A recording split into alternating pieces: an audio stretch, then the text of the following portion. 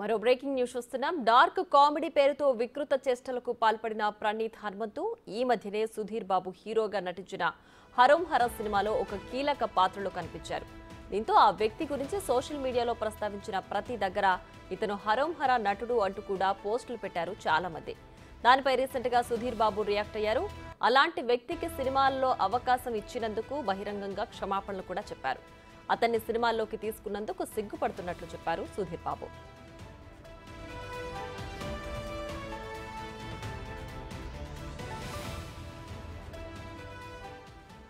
ఇక ఇదే అంశానికి సంబంధించి మరింత సమాచారం మా ప్రతినిధి సురేష్ ఫోన్ లైన్ లో అందిస్తారు. సురేష్, చెప్పండి, డార్క్ కామెడీ అంశంలో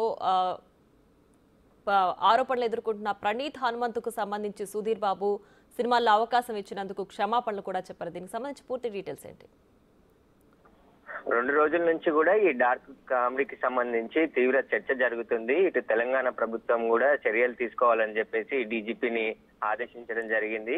ఎవరైనా తండ్రి కూతురి బంధాన్ని వికృతంగా మాట్లాడుతూ కొన్ని వీడియోలలో వాళ్ళు కామెడీగా మాట్లాడడం చాలా తీవ్రంగా పరిగణించారు. సోషల్ మీడియాలో అసభ్యకరమైన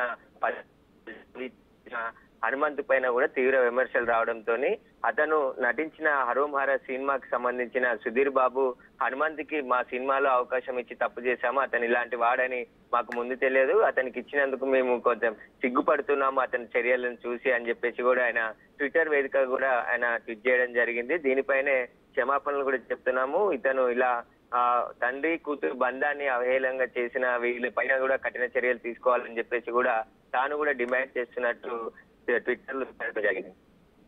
right Suresh, thanks for the updates.